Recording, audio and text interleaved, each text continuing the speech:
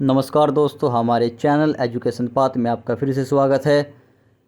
आज हम आपको इकोनॉमिक्स के बारे में कुछ समझाने का प्रयास करेंगे और ये हमारा पहला लेक्चर होगा इकोनॉमिक्स का। अगर आपको लेक्चर पसंद आएगा तो हम इसकी क्लास आगे भी ऐसे ही जारी रखेंगे। बहुत सारे आलोचकों ने अर्थशास्त्र की आलोचना भी की है, इसे तुच्छ विज्ञान भी कहा है लोगों ने, और इसे असफल विज्ञान भी कहा गया है क्योंकि ये कुछ लोगों की समझ में नहीं आता। इसके जो सिद्धांत है वे अक्सर आम लोगों की समझ से बाहर होते हैं, वे समझ भी नहीं आते। लेकिन मैं कुछ प्रयास करूंगा आपको समझाने का। अर्थशास्त्र होता क्या है, क्या इसके सिद्धांत है, क्या इसका स्वरूप है, ये मैं आपको समझाने का कुछ प्रयास करूंगा और शायद आपको ये समझ भी आ जाए कि अर्थशास्त्र क्या होता है। अर्थशास्त्र और इसकी बारीकियों को समझना बहुत ही मुश्किल भरा एक कार्य है। कुछ लोग ऐसे भी होते हैं जो इसके बारे में जानते तो बहुत है, लेकिन शायद उनकी समझ बहुत कम होती है। देखो, समझना अलग चीज़ होती है और जानना अलग चीज़ होती है। हम इसको समझने का भी प्रयास करेंगे और जानने का भी प्रयास करेंगे कि मानव की प्रत्येक आर्थिक गतिविधियों का अध्ययन ही अर्थशास्त्र कहलाता है। अब आपके मन में ये सवाल चल रहा होगा कि आर्थिक गतिविधि होती क्या है, किन्हें हम कहते हैं आर्थिक गतिविधि है या आर्थिक गतिविधि नहीं है। जैसे कोई आदमी घूमने जाता है, क्या उसकी आर्थिक गतिविधि है या नहीं है। हम मंदिर जाते हैं, कोई आर्थिक गतिविधि है या नहीं है। हम स्कूल जाते हैं, कोई आर्थिक गतिविधि है या नहीं है। हम इसे भी जानने का प्रयास करेंगे कौन सी गतिविधि आर्थिक होती है और कौन सी गतिविधि आर्थिक नहीं होती है। मानव की प्रत्येक गतिविधि जिसमें मुद्रा सम्मिलित होती है वो आर्थिक गतिविधि होती है। जैसे कोई हमारे यहाँ पे नौकरी करता है, वो नौकरी करता है, उसके बदले में हम उसको पैसा देते हैं, या फिर हम किसी और के यहाँ पे नौकरी करने जाते हैं और वो हमें पैसा देता है, आर्थिक गतिविधि मानी जाएगी। जब हम मंदिर जाते हैं, मंदिर में दान देते हैं, तो वो आर्थिक गतिविधि नहीं मानी जाएगी, क्योंकि आर्थिक गतिविधि वही मानी जाती है जिसमें आपको कुछ देते हो और कुछ उससे कुछ लेते भी हो, कुछ उपेक्षा आप करते हो कि बदले में कोई व्यक्ति आपको भी उसके बदले में कुछ देगा, वही आर्थिक गतिविधि मानी जाती है। बहुत सारे विद्वानों ने इसकी अनेक परिभाषाएं भी दी है। इसकी जो सबसे प्रचलित परिभाषा ये है, संसाधनों के उपयोग और उसके वितरण से संबंधित है। भाई, हम कैसे संसाधनों का प्रयोग करेंगे।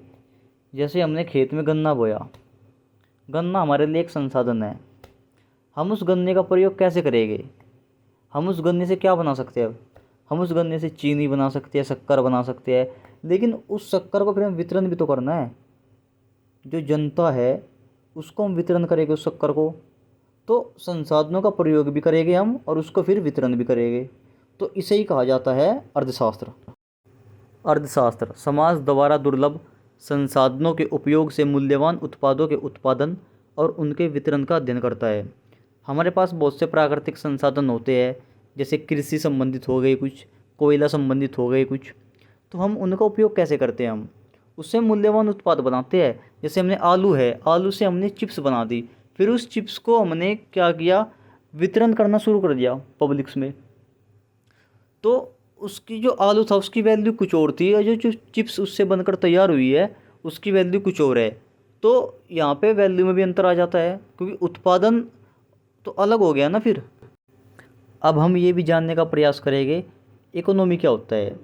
इससे पहले मैं आपको बता दूं, जो इकोनॉमिक्स होता है, इकोनॉमिक्स दो प्रकार की होती है, एक माइक्रो इकोनॉमिक्स, एक मैक्रो इकोनॉमिक्स। दोनों में अंतर होता है। जो मैक्रो इकोनॉमिक्स होती है वो ये समझ लो आप एक जंगल के समान है वो। जो माइक्रो है, माइक्रो इकोनॉमिक्स, वो उन जो पौधों के समान है जिससे वो जंगल बना है। फिर से हम अपने मुद्दे पे आते हैं, इकोनॉमी क्या होता है, अर्थव्यवस्था क्या होता है। जो अर्थव्यवस्था होती है वो अर्थशास्त्र का क्रियाशील रूप होता है। जैसे मतलब इसमें किसी क्षेत्र का होना अनिवार्य ही है। या तो हम किसी परिवार की अर्थव्यवस्था बता सकते हैं, किसी देश की बता सकते हैं, किसी कंपनी की बता सकते हैं। जब भी हमें दो देशों के बीच में तुलना करनी होती है तो उनकी हमें अर्थव्यवस्था का जानना बहुत आवश्यक हो जाता है हमारे लिए। जब तक हमें उनकी अर्थव्यवस्था का पता ही नहीं चलेगा तो हम उनमें तुलना कैसे कर पाएंगे। भाई, एक देश की अगर इनकम है 10 रुपये और एक देश की इनकम है 12 रुपये, तब हम अंदाज़ा लगा सकते हैं कि किस देश की इकोनॉमी ज़्यादा है। भाई, जिसकी इनकम ज़्यादा है उसकी इकोनॉमी ज़्यादा है। तो ऐसे ही हम अंतर पैदा कर सकते हैं दो देशों के बीच में। किसी देश की अर्थव्यवस्था की आर्थिक गतिविधियों को 3 क्षेत्रों में विभाजित किया जाता है। वे 3 क्षेत्र होते हैं, एक तो प्राथमिक क्षेत्र, एक द्वितीयक क्षेत्र और एक तृतीयक क्षेत्र। अब इन क्षेत्रीय क्षेत्र होते क्या है भाई? प्राथमिक क्षेत्र में कौन सी चीज़ें आती है, द्वितीयक क्षेत्र में कौन सी चीज़ें आती है, तृतीयक क्षेत्र में कौन सी चीज़ें आती है, इसको भी हम जानने का प्रयास करेंगे और आपको समझाने का प्रयास हम करेंगे। कुछ आधार ऐसे होते हैं जिनके बेस पर हम आपको इनको समझाने का प्रयास करेंगे। इस लेक्चर को ध्यान से देखिए, आप जल्दी बहुत कुछ सीखेंगे। जो प्राथमिक क्षेत्र होता है उसमें प्राकृतिक संसाधन से संबंधित जितनी भी चीज़ें होती है वे सभी इसमें सम्मिलित की जाती है। जैसे आपके कृषि कार्य हो गए, इनको हम प्राथमिक क्षेत्र में मानते हैं। आपके उत्खनन हो गया, आप ज़मीन से चीज़ें निकालते हो अंदर से, वो सब भी प्राथमिक क्षेत्र में ही आता है। आप हम ज़मीन के अंदर से तेल निकालते हैं तो ये सब भी प्राकृतिक संसाधन में ही आता है। अगर किसी देश की अर्थव्यवस्था में कृषि का योगदान 50% से अधिक हो जाता है ना, तो हम उसे कृषि अर्थव्यवस्था कहते हैं। अगर योगदान 50% से अधिक हो जाता है। द्वितीयक क्षेत्र, इस क्षेत्र के अंतर्गत वे सभी गतिविधियां रखी जाती है जिनमें प्राथमिक क्षेत्र के उत्पादों को प्रसंस्कृत यानी प्रोसेस किया जाता है, अर्थात औद्योगिक क्षेत्र। जैसे मतलब आपने खेत में गन्ना उपजाया, उस गन्ने को फिर आप ले गए मिल में, और मिल में उससे चीनी का उत्पादन हो गया। तो जो मिल हमारे लिए है वो एक उद्योग का काम कर रहा है, क्योंकि वहाँ से चीनी की मैन्युफैक्चरिंग हो रही है।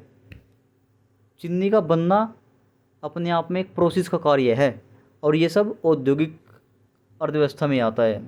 अगर किसी देश में 50% से अधिक योगदान औद्योगिकरण का है तो उसे हम औद्योगिक अर्थव्यवस्था कहते हैं। तृतीयक क्षेत्र में वे सभी गतिविधियाँ आती है जिनमें सेवाओं का उत्पादन होता है। सेवा, कोई भी सेवा होती है, हमारे देश में बहुत सारी नौकरी होती है, उन्हें सेवा, उन्हें ही नाम दिया जाता है सेवा का। जैसे शिक्षा हो गया, स्वास्थ्य हो गया, परिवहन हो गया, आपने कोई स्कूल होते हैं उसमें जो शिक्षक होते हैं ना, वे भी सेवा में ही आते हैं। जैसे हमारी पुलिस हो गई, वो सेवा में आती है। बैंकिंग हो गया, सेवा में आता है। अगर आपको लेक्चर पसंद आया है तो चैनल को सब्सक्राइब करें, और अगर आप चाहते हो कि मैं इकोनॉमिक्स की दूसरा भी लेक्चर बनाऊं तो हमें कमेंट बॉक्स में लिख कर बताएं, तो फिर हम लेक्चर 2 भी बनाएंगे।